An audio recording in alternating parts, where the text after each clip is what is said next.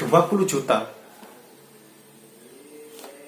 Tapi kalau teman-teman resign dari perusahaan, tiba-tiba menghilang, tidak melalui prosedur, ya teman-teman tidak akan mendapatkan uang 20 juta ini. Di video kali ini saya ingin memberikan pendapat tentang karyawan ya, yang dia resign dari perusahaan tanpa melalui prosedur yang sudah ditetapkan oleh perusahaan. Jadi tiba-tiba menghilang, tidak ada kabar, dan meninggalkan sejumlah pekerjaan yang harusnya dia selesaikan.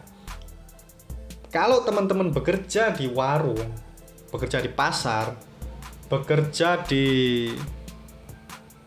home industry, mungkin tidak menjadi masalah ya. Teman-teman pengen keluar, tinggal keluar aja. Kenapa harus melalui proses prosedur? Keluar ya tinggal keluar aja. Masalahnya bro, teman-teman itu bekerja di sebuah perusahaan, sebuah lembaga resmi yang punya aturan-aturan dan prosedur yang harus kita taati, yang harus kita hormati, dan harus kita laksanakan sebagai seorang karyawan. Teman-teman melamar di sebuah perusahaan nih, melalui prosedur, mengajukan surat permohonan pekerjaan, ada SKCK-nya di situ, ada fotokopi ijazahnya di situ. Melalui tahap demi tahap hingga akhirnya teman-teman diterima bekerja di sebuah perusahaan. So, ketika teman-teman ingin resign dari perusahaan, harusnya teman-teman juga harus melalui proses yang sudah ditetapkan oleh perusahaan. Pengaruhnya apa, Bang? Pengaruhnya nanti ke citra teman-teman di perusahaan teman-teman yang baru, yang pengen teman-teman lamar setelah teman-teman bekerja di perusahaan yang lama dan resign. Kok bisa, Bang? Ya bisa. Ketika teman-teman resign dengan cara baik-baik, itu ada keuntungan yang teman-teman dapat.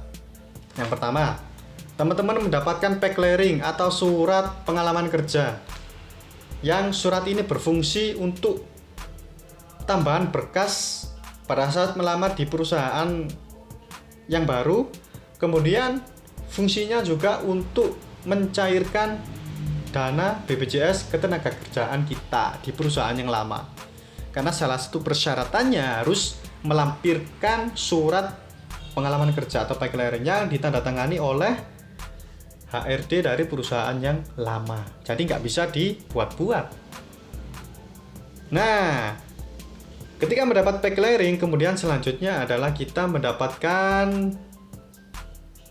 uang BPJS ketenagakerjaan kita ya. Karena kita punya persyaratannya, otomatis kita juga bisa dong mencairkan BPJS ketenagakerjaan kita. Dan di beberapa perusahaan ada kebijakan ketika seorang karyawan itu kinerjanya bagus ya, kontribusinya ke perusahaan itu bagus, namun perusahaan juga tidak bisa memaksa kehendak seseorang yang ingin resign dari perusahaan, sehingga perusahaan itu memberikan sebuah apresiasi kepada karyawan yang resign dengan cara baik-baik, dengan cara memberikan tunjangan kontribusi yang besarannya tergantung seberapa lama kita bekerja di perusahaan itu. Ada teman saya yang dia resign dari perusahaan dengan cara baik-baik.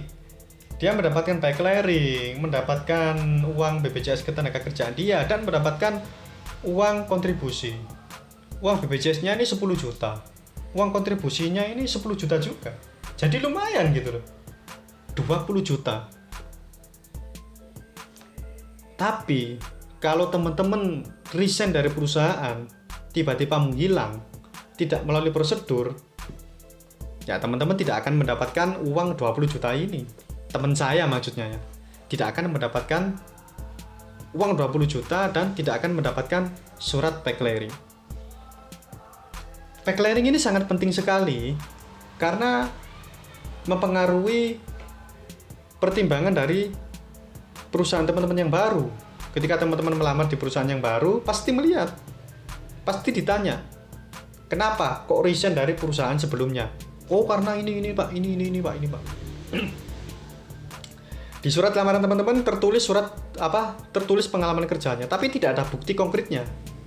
Bukti pay-clearingnya nggak ada.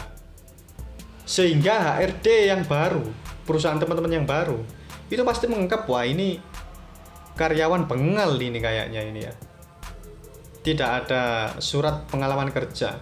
Ini pasti tipe karyawan yang membangkang, yang resign dari perusahaan sebelumnya karena masalah ini.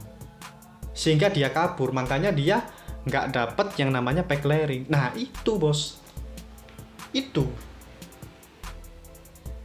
Makanya penting sekali ya pay clearing itu. Dan pay clearing itu kita dapatkan kalau kita resign dari perusahaan dengan cara baik-baik.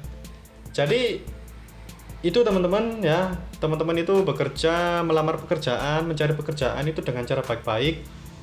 Otomatis ketika resign dari perusahaan, saya sarankan teman-teman juga harus resign dengan cara baik-baik supaya teman-teman bisa mendapatkan apa yang saya jelaskan tadi, pay clearing, BPJS Ketenagakerjaan, dan syukur-syukur kalau perusahaan teman-teman itu ada kebijakan uang kontribusi.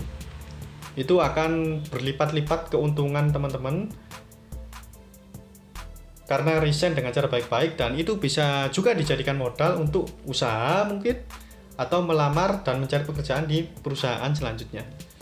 Oke, mungkin cukup sampai di sini video saya kali ini. Kurang lebihnya saya mohon maaf. Terima kasih sudah menonton video saya dan sampai jumpa di video saya selanjutnya. Dadah.